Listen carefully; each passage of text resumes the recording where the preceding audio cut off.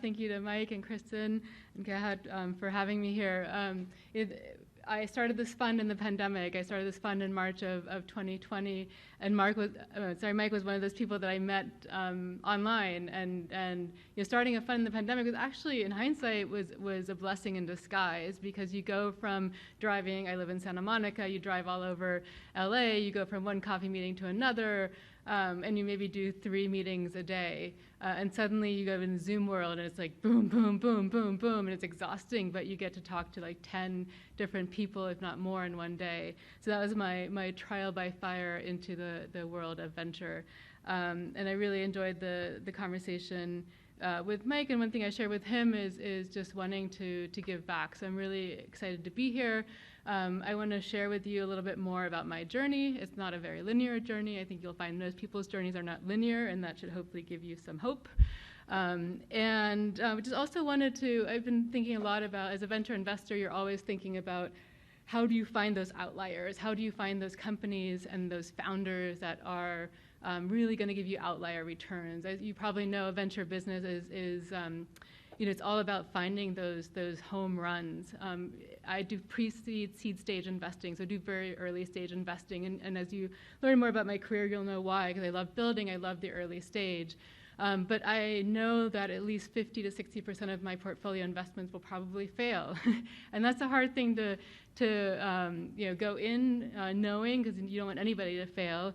But you think a lot about, like, what does it take to be that outlier, that next, whatever you want to call it, Uber, Airbnb, and even Palantir and some of Snowflake, some of the ones that are probably less talked about, but actually even more meaningful. And so I've been thinking a lot about what have I learned, and what makes a successful founder, what makes a successful entrepreneur, and what makes a successful business. I will just note that there are many different ways to be successful, and just by building a $1 billion company or a market transforming company, that might be what you want to do, and that's awesome. But you might also be very happy building a very meaningful business that is more local, or has customers that you get to know personally, and maybe it's not growing 10x a year, and that's okay. I think these insights will work for any kind of business. That's at least how I think about it. So I wanted to use this as a starting point. Thank you. You're probably wondering where this is. This is a town in Germany called Marl. This is actually where I was born. So I grew up here. It's a town, on the one hand it's rural, it's beautiful. On the other hand, it is dominated by both a chemical company and a coal mine.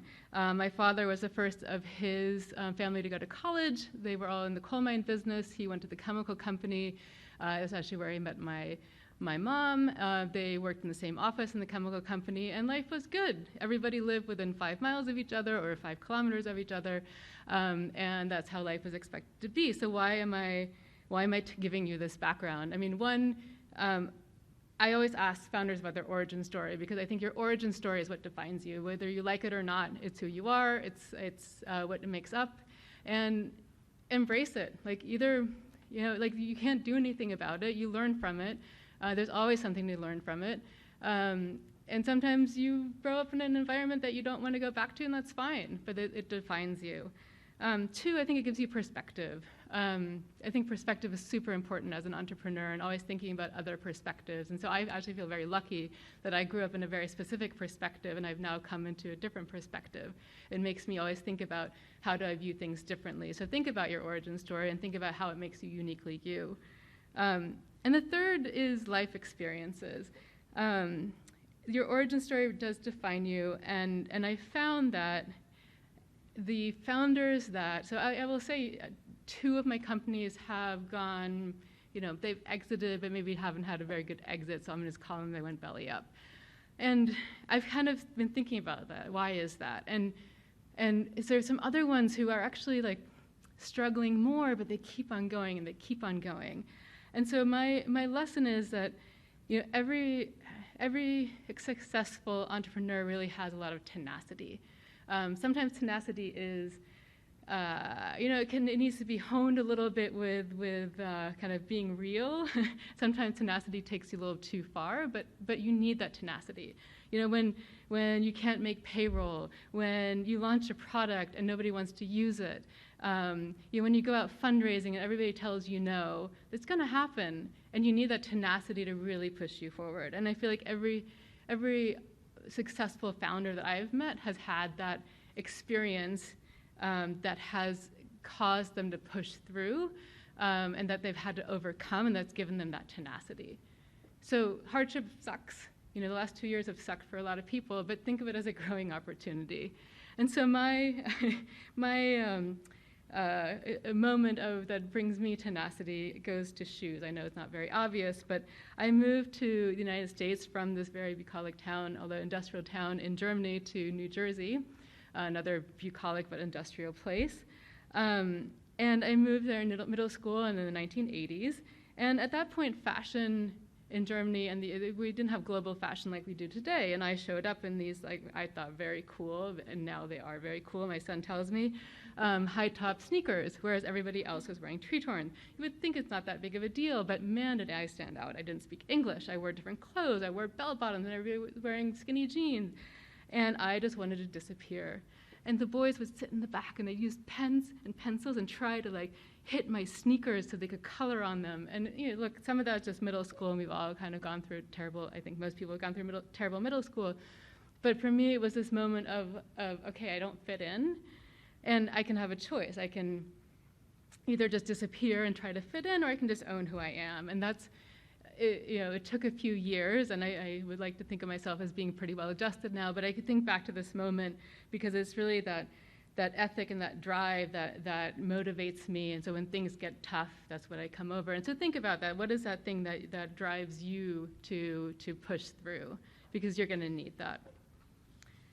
So then to my personal journey, I think most people think of success and they think of careers as these linear lines. Like, I want to be X, and here are all the different steps I need to take to do that. I personally, maybe that works for some people. It doesn't work. It's not how I think about it. My line was much more on the right. And I think it's also much more interesting. I think the line to the left is a little bit boring. I went to a liberal arts college as well, in a college called Middlebury in Vermont. And I remember the dean at the school when I first started said, we're not going to prepare you for your first job. We might not even prepare you for your second job. We're going to prepare you for your third, fourth, and fifth job. And he's so right. I actually think Middlebury prepared me pretty well for my first job. But I think what you realize is you learn just kind of critical skills, and you learn how to communicate. And ultimately, life happens. Technology happens, market happens, everything is changing and evolving, and it's really about how do you evolve with that, and how do you take those inputs.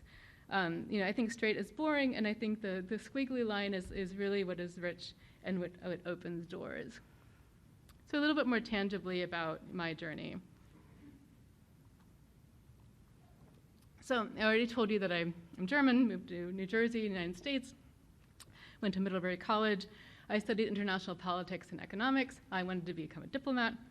And then I realized, when I'm in the United States as a German, it's kind of hard to go to the US Foreign Service, and I don't really want to go to the German Foreign Service because I like living in the US. And I also was biased towards action. And so my dad was like, why don't you try business? And I was like, sure, let me try business. And so I actually really lucked out, and I joined a training program at Time Incorporated, and I got to work with Fortune and Money magazine. And I learned the subscription business, and I also, they said, hey, brand, figure out what other products we can make off of these brands. And so that was kind of my introduction to product. Product was not really a discipline back then, but it was kind of where I found my joy, I found my meaning, I found this clicks. And so I think about it a lot, what do if you find something that clicks, that really works for you, you're going to do a good job at that. And that was product for me. But I also learned that, there's such market dynamics, and we'll talk about this more later, make a difference. And so here I am at this big publishing company when the internet is happening. And, I realized that they didn't really have the best strategy for how to work with digital technology. So I moved to the Bay Area.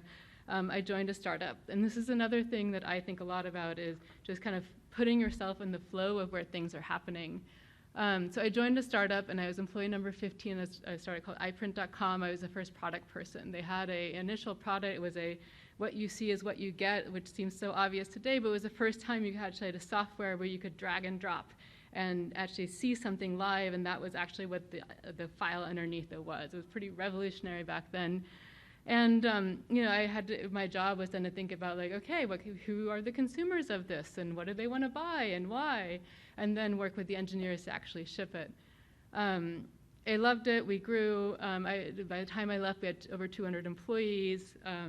You know, and it's funny. It's like once you put yourself in that flow of where kind of people are and where technology is going, you know, in hindsight, I look at it and it's like, huh, Ron Conway was our angel investor. SoftBank led our Series A.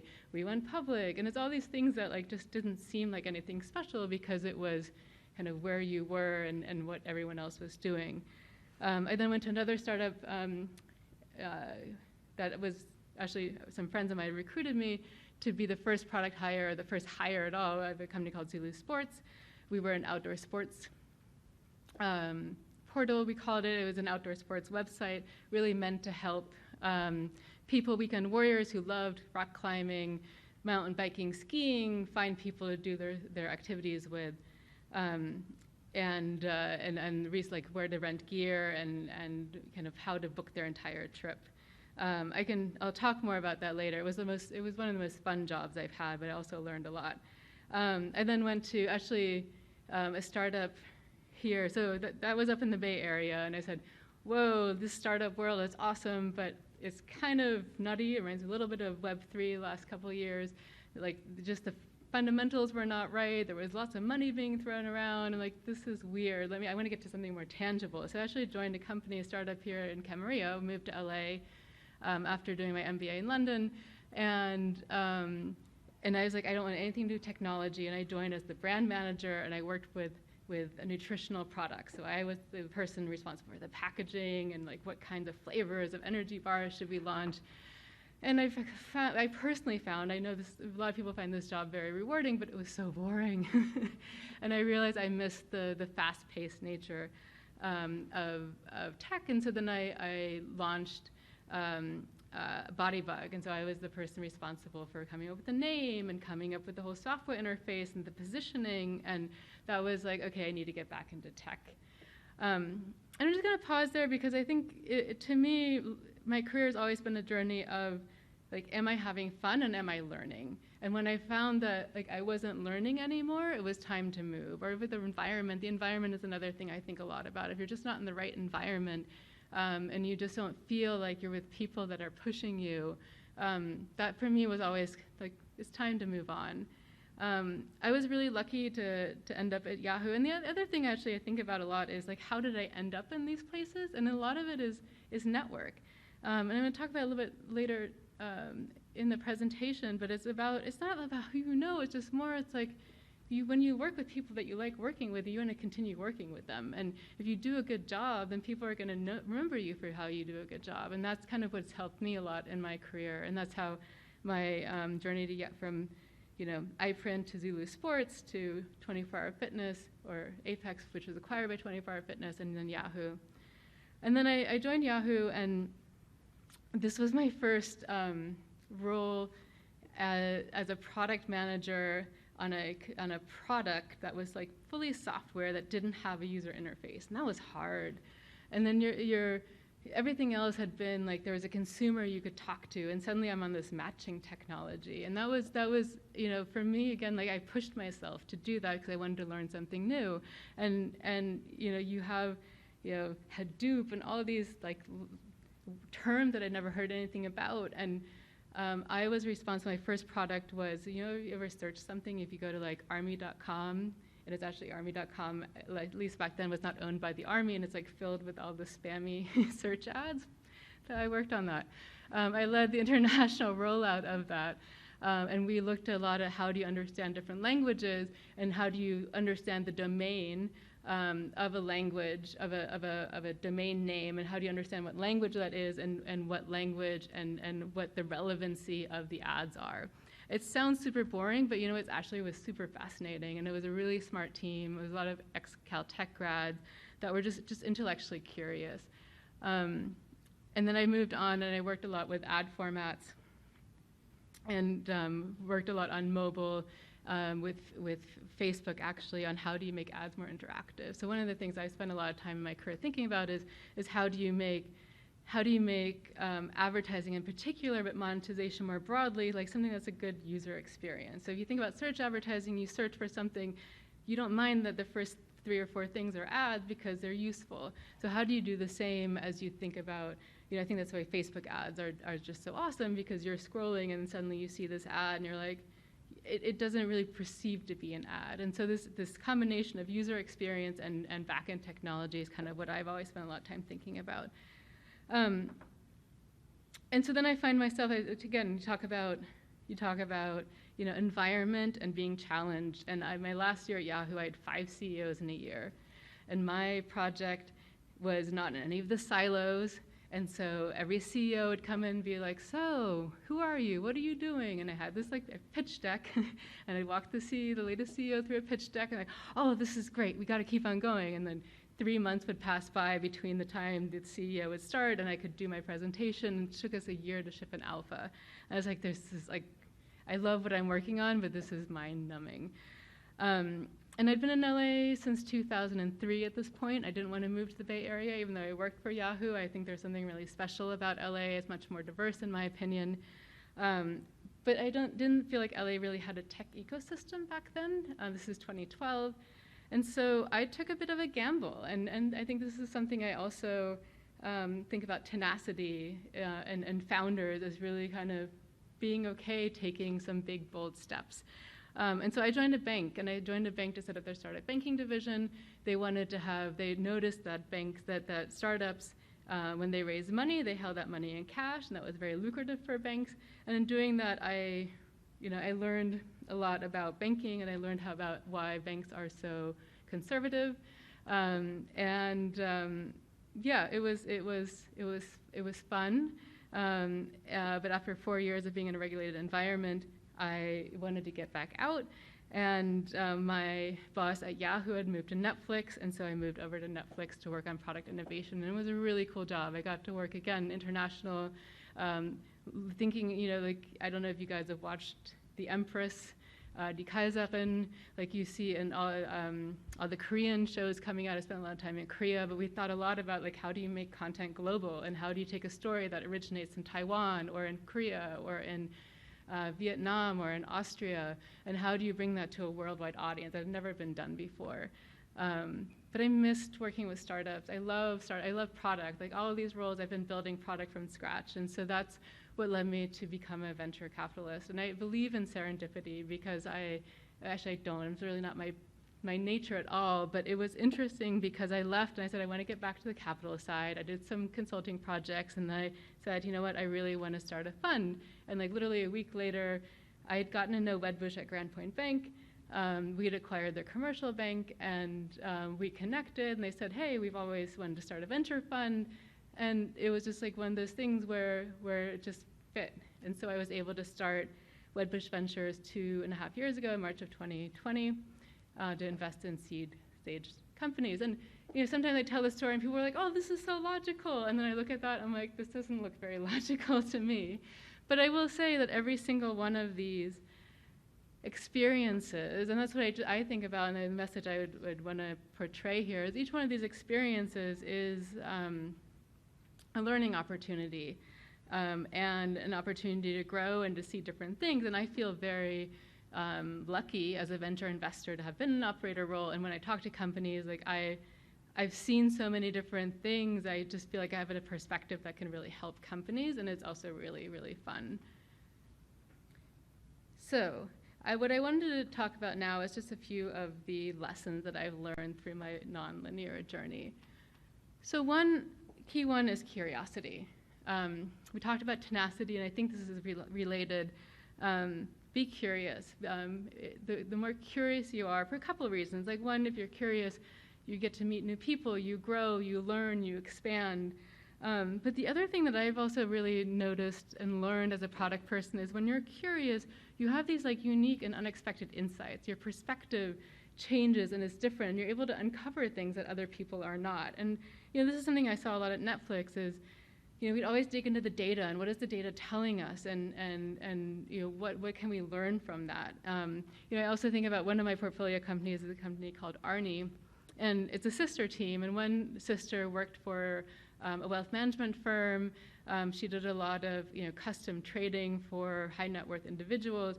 And then the other founder, other sister, she's a creative person. She's an advertising person. And the two of them together are it keeps on stunning me how they come at the problem from two different ways and they make it better. And that it's a 401k product. I don't want to go into details, but I think my point is more, when you know something deeply and you're curious, you can find ways to attack a problem in a way that other people can't. The other thing I think about is an unfair advantage, and by curiosity you can have an insight that other people can't. So for example, I'm talking to a company right now called AI Prize, and they are in the so one of them was a Google Pay engineer, and so he just saw how fraud happened, and so now he's and he kind of understood that there are fraud filters, but there's a certain segment of the fraud filters that are never going to be solved by automation, so you need a really good case management tool. It's like, that's really interesting. That came from a curiosity perspective. The other one is power of networks, and so we talked about this before, the serendipity. I have certain, as I said, I on the one hand believe in serendipity, but I'm not that kind of person. And when I think about it, it's having been part of these networks that the serendipitous things can happen. I can get a job at Netflix because I was at Yahoo before and these people know me. I can start a fund, and it's all because of kind of being part of the flow and doing a good job too. But as a woman in particular, I know this is also Women's Entrepreneurship Week, I think it's something that's been talked a lot about is women don't have the networks. And I think we can build them, and I think the more we can build our networks, the more we can leverage them, and don't be unafraid. Be unafraid to start them yourself. Another one is really listen to your users, and this comes from my product background. Technology is awesome. Technology is a trend that we always need to think about, but it's not. I can't think of a single company that has transformed our lives just from technology. They've always thought about what problem can I solve. And so that's one thing I really want to share with you guys today is when you're working on a startup, to really deeply think about who am I solving this for? What's their problem? And then think about what the technology, how can you build that technology problem for them? Because if you go the other way, then it just never really fits, and you're in a vacuum. It's kind of like Henry Ford quipped, if people had asked me, if I had built what people had asked me, I would have built a faster horse. And so it's that level of insight of not just verbatim thinking about what people tell you, but really thinking through what do they mean? What is their problem really? Because if it's a must-have problem and you solve it, it's going to be a sticky company and a sticky problem. A sticky product. And then I want to talk a bit about market timing, because this is a little bit unusual or untypical. I think a lot of people always think about entrepreneurship as all about the founders, about the business model, and if you have those, then everything is great. But the one thing I've learned again and again in my career is that there is such a thing as market timing, and it can be both things. It can be one, the market's just not quite ready yet. As a venture investor, we always ask, why now? And then I think the other thing is also that there are market tailwinds and headwinds, and if you have a market tailwind that's going to help you, and have a market headwind, that's you probably really need to rethink what your product is and how you're approaching it. And so to illustrate the why now, and to illustrate a little bit more about market timing, I thought we could use a simple but obvious, but I think really interesting example, which is the car. And so you look at this picture right here, and it is a car that is drawn by a horse. And I think it's the awkward moment of when, you know, you are in this technology adoption, but you don't quite know what to do with it yet. And I think we are in that right now with Web3, I would argue.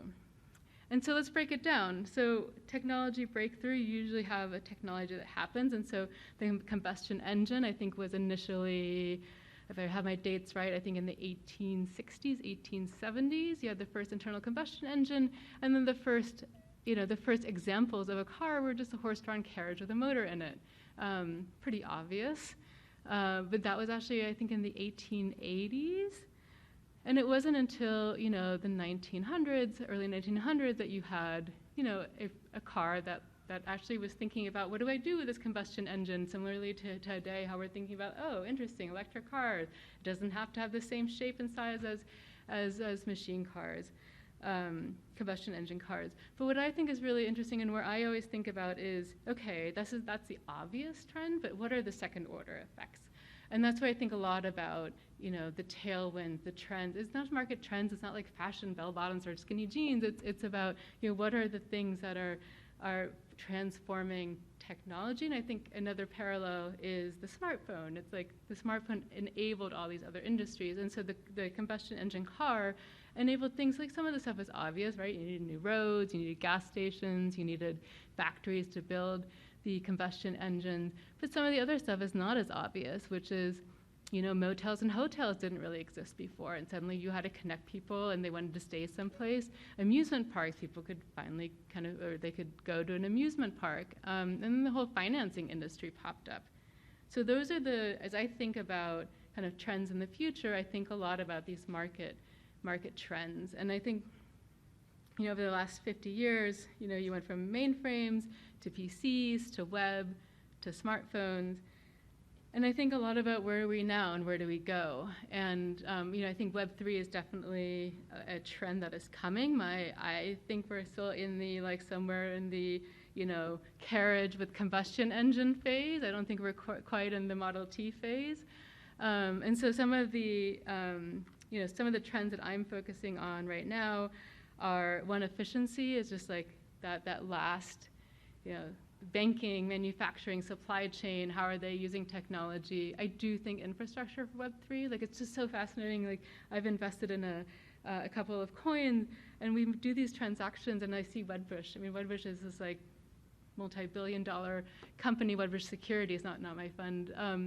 And, you know, they're making these transactions, and they send like a couple of coins as test transactions, and then they're like emailing the wallet address, and they're on the phone. I'm like, this has got to, like, if we believe that crypto and Web3 is the future, we need to make it so that there is a compliance layer, that there's a, you know, a way to securely send money, be it fiat or stablecoin or whatever, in a way that is safe. So I think a lot about what is the infrastructure around that.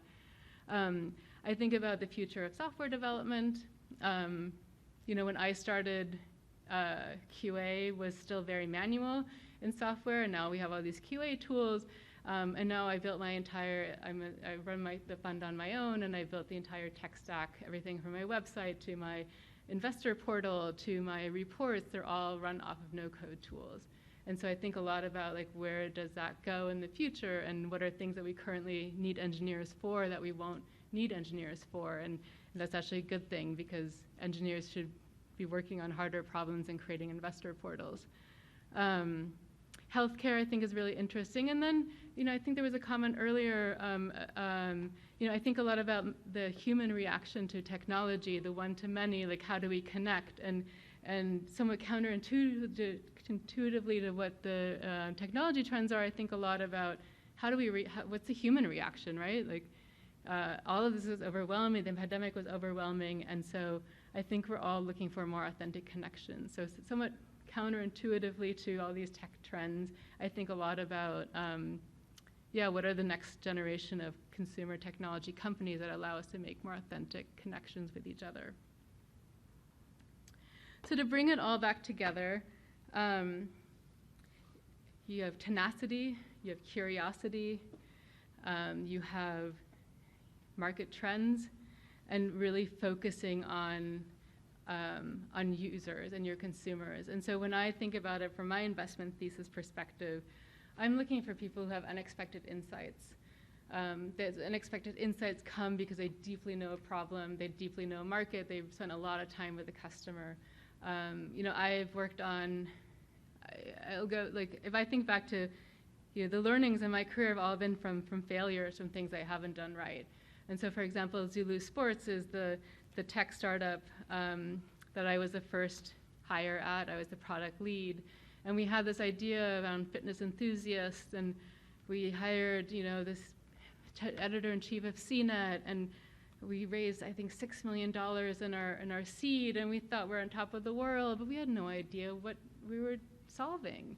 We just put this beautiful, we had Frog Design, it helped design our website. It was beautiful. And we launched, and it was crickets.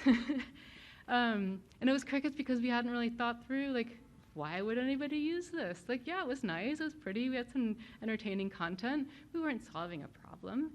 And so when we like forced ourselves to sit down and talk to people and talk to some of them were even our friends, but it was like, what is your problem? What are you trying to do? Oh, you want to go mountain biking, but you don't know who to go with? Oh, interesting. Maybe we can help connect you. And that's when some of the unlock came. We're like, oh, interesting, you want to go skiing in Park City, you need to figure out how to rent your stuff. You want to rent it before you get there? Oh, okay. And you're willing to pay for that? Oh, even better. Oh, and the outfitter in Salt Lake is also willing to pay because they made an easier sale. So it's by really listening to the customers and talking to them that you unearth these unexpected insights. And I call them unexpected because they're not obvious. Maybe they should be unobvious. But as an outsider, you look in and it's not obvious, but when you hear it, you're like, huh, interesting.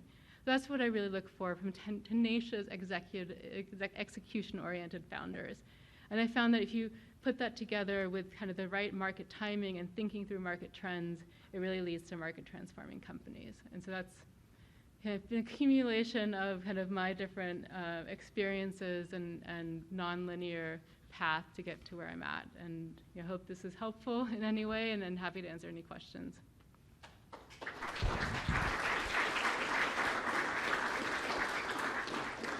Thank you, Petra. That was wonderful. Now, who has a question?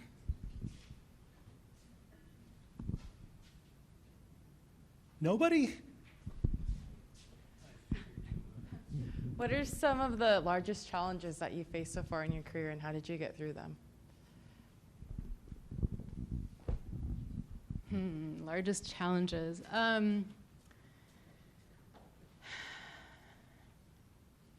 Yeah, I mean, I think it depends on what kind of environment you're in. Like, if in a larger environment, my challenges were, as a product person in particular, rallying people around me. So if you see the company going a direction and you don't agree with that, how do you make that change?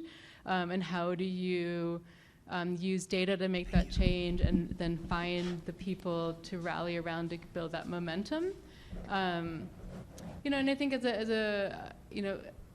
now, I was a founder of Wedbush Ventures, and I run the fund solo, and so it's funny, like a lot of my portfolio company founders and people that are pitching me, they always put me up on this pedestal of like, oh, you're the VC, and I'm like, I'm a founder, like I'm doing hiring and I'm doing fundraising and do the business plan. And so I think it's also about having the confidence to kind of know where you're going and to listen to that input and feedback to evolve, but also move forward confidently, finding that balance. Because I find sometimes people are tone deaf, they get just run, and it's easy to do that. But the challenge to me, or something I always think about, is like how do you set big goals but still listen enough to the environment around you and be open to the environment around you? Because that's been, for me, where like I've made the biggest jumps in my career and life. Thank you. I got another mic, so you can hold on to that one. James, then Chris. Hi. So, you've had a very long, awesome career. So what questions have you asked yourself most throughout that career, and has that question changed? Like whether to keep yourself on track, whether to understand yourself or what you're doing better? What were those questions? That's a good question. In general, I'd say no. I've always been driven by, am I learning? Am I growing? And am I in the right environment? Those are always the questions I've asked myself. I think it's interesting. I think the one thing that I think a lot about is like, what is your superpower? And I think when you are earlier in your career, it's harder to find like what is your superpower. But I think that's one thing I think about a lot. And that's one thing when I talk to founders, when I talk to startups, I always think about like what makes this team uniquely able to do what they're doing and what is their superpower. And so I think one thing that I hadn't thought about before is like, what is my superpower? I never had to really, like I always, like you go from one job to another and you kind of always move up. But I think that's to make that like bigger leap, it's like really thinking through like, what am I really good at, innately good at, and how do I focus on that? Hi, I'm Chris Junge. I'm a faculty member here. Thank you for your presentation. You earlier in your presentation talked about outliers, and later on also talked about the kind of trends or the timing, if you will, market timing. So for you particularly, what do you look for in, say, founders that you are speaking to? And is it more about them as individuals being outliers, or the ideas that they are presenting, or their business? I think it's a combination of both. I personally think you need both, and you can't really separate them. It has to be. So, I think to me, at the earliest stage, it is more team than idea, because I know there is some evolution, and so, the best companies are the ones again that evolve and look at market feedback and consumer feedback and don't stay so stuck on that initial idea. They evolve with it. Those are the best companies, in my opinion. But you need to be in a market that is in the right time and it has to be market ready. So I really look for founders that have a unique perspective on a market, and that unique perspective usually comes from their background. Like that's what gets me excited generally. But I also want to make sure it's in a market that has the tailwinds and that I think is ready for that disruption and evolution that the founder thinks they can provide. Hi, my name's Cecily. So you said you started during the pandemic, kind of at the start, which was very curious for me because, it was a very difficult time and we didn't know where things were going. So how did you seek out perspective and keep your current investors, during the time of the pandemic? Yeah, great question. We signed the paperwork for the fund in February of 2020, and so I don't think anyone really had any clue what was going to happen, so that's first and foremost what happened. I started with a group of investors who backed me, and I was really lucky that they backed me, and then the March 2020 happened, April, May, and it was a weird time. I mean, it was a lot of uncertainty. And then, actually, like by the summer of 2020, you had e-commerce exploding, and a lot of these tech trends were actually favorably impacting the investing market. And so that actually generated additional interest. So I actually had another close on my fund. The way venture works, I don't know if you guys know, but there's a commitment, and so they're called limited partners. So limited partners commit to investing in your fund, and they sign the subscription documents. But I do capital calls when I need the money. So there's the management fee, and then there's the money to make investments. Management fee is 2% typically.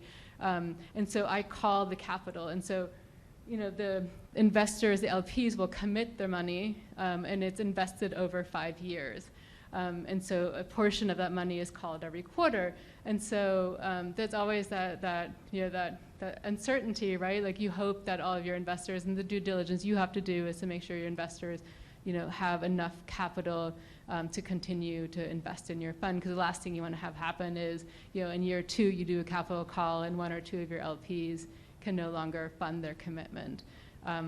Which actually happened to me. So the Zulu Sports, the company I was talking about, that's how we ended up folding, is we had actually raised, I think it was $8 million in our Series A, and the LPs of the fund that led our round the biggest LP withdrew their commitment.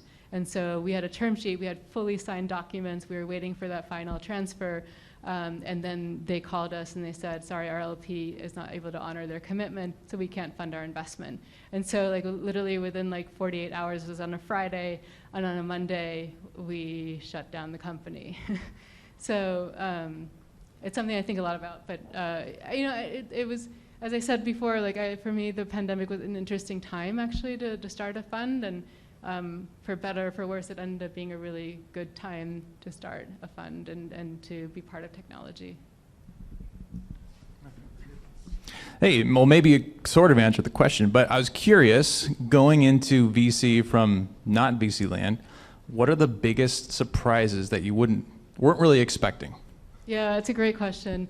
I think one, everybody thinks about a VC like all you do all day long is listen to pitches and make investment decisions. And you do, but it's actually the minority of what you do. The majority of what you do is work with existing portfolio companies, which is actually the fun part, helping them with their contract negotiations, helping them with hiring, helping them with product strategy. I have 41 companies in my portfolio, actually 42 now.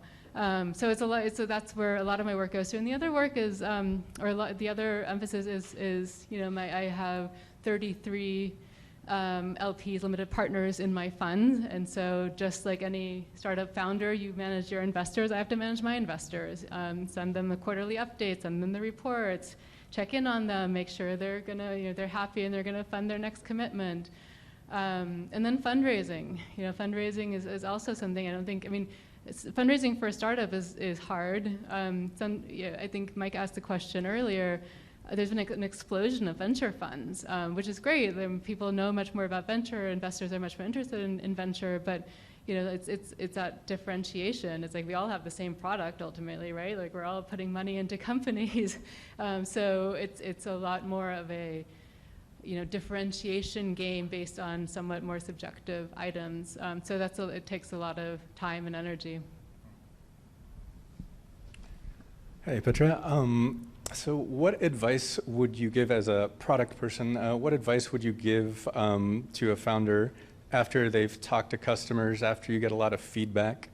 How do you distill that into like a message that like really resonates and that you can validate so that people understand what your product is versus changing your message every time you talk to somebody? Yeah, that's a really hard one. I think one thing I really learned at Netflix is doing testing and really understanding what works and what doesn't work. And then in terms of messaging in particular, I think it's so hard when you're in the thick of it to do the messaging, and so I would really work with somebody externally. I did this myself for my fund. Like I called one of my friends from Yahoo who's really good at messaging, and I said, I just threw everything at her, and she listened and analyzed. And this is actually what I do for a lot of my portfolio founders. Like it's so hard when you're in the middle of it to think about positioning and marketing and how are you different. You don't have the perspective. So I would say it's completely normal and find someone who can help you, who can listen to you and help you with your messaging. Hey, Petra over here. I'm a faculty member here, teach a lot of these guys accounting and finance, which is a lot of fun. But also work on the side as a CFO of a small biotech. And they're venture funded, just did a Series A in March.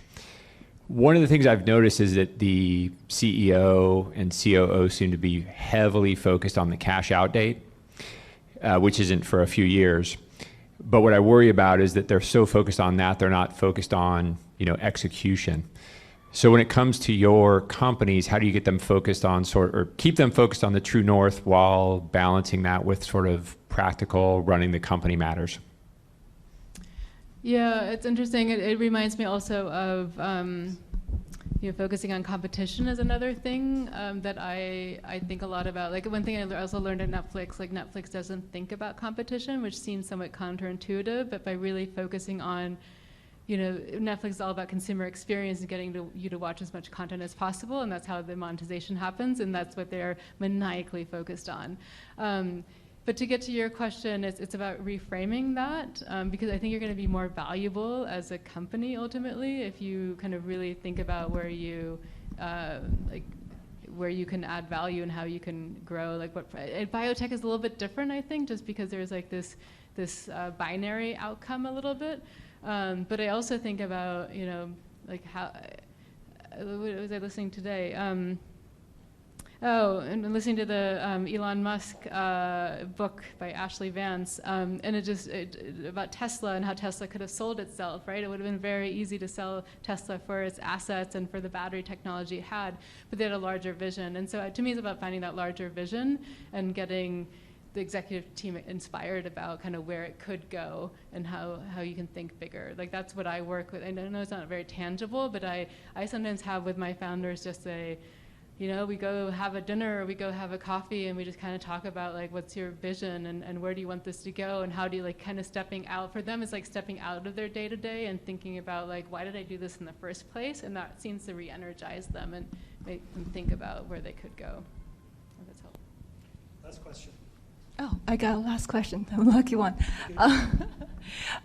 Thank you so much, first of all, for the speech and giving us all the wisdom about how to think about like the startups, how to get it going with all the different very important aspects. I know your profile said you screen both the Web 2 and Web 3 companies. So I would just like to tap into the Web 3 a little bit more. And so in Web 3, a lot of times, like instead of thinking about IPOs, people think about ICO, where you're the fund that's going into those entities may not come from VC or may not all come from different VCs. So my question is, what is the role? How would you see the VC's role evolve in the Web3 era? In terms of how they help the market evolve, or the founders? How would you see the whole investment landscape evolve around VC for Web3 companies? Yeah. Yeah, I mean, I feel like you're already starting to see that. There's been like a slew of Web3 focused venture funds that have started in the last year. I'll answer it in two ways. It's interesting. A lot of the larger funds were looking for Web3 fund managers to fund about a year ago because everybody wanted to. They didn't know enough about it, so they were finding people who were experts in it and seeding them. And so I saw a lot of venture funds were putting, $500,000, $1 million, whatever, into emerging managers that really knew the space. And I think that's an interesting strategy. That's dried up mostly. I think you're seeing, between Andreessen and all the web, Coinbase Ventures, and I can't think of them, but like there's a bunch of funds that have a lot of money that's going into Web3. And they're really being kind of cutting edge around that. And I think that's where you're going to see that first move. I think the other more traditional venture investors are going to be slower. They're still focusing, they're dabbling in Web3. I think that's okay. Like I think you kind of need a unique kind of person to invest in Web3 right now. The one thing I'm always curious about is like, what's the next venture model for Web3? It's like we're using this old, antiquated investment model. Like there's got to be, like sometimes I see these like coin offerings. I've seen a few DAOs, but that to me is like where I'm kind of keeping an eye out for.